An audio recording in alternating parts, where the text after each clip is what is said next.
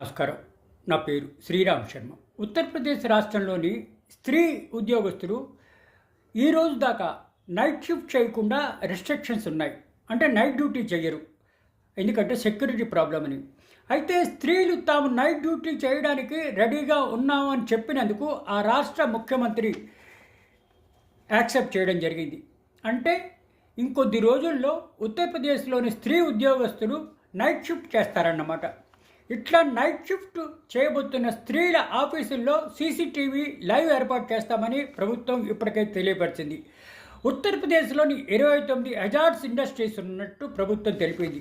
అందుకని స్త్రీల సెక్యూరిటీ కోసం, సేఫ్టీ కోసం రాత్రిపూట పోలీసులు గస్తీ ఎక్కువ చేస్తామని రాష్ట్ర ప్రభుత్వం చెప్పడం జరిగింది. సీసీటీవీలు కూడా లైవ్లో పెడతాం అని చెప్పేసి ఈ విధంగా చెప్పడం జరిగింది.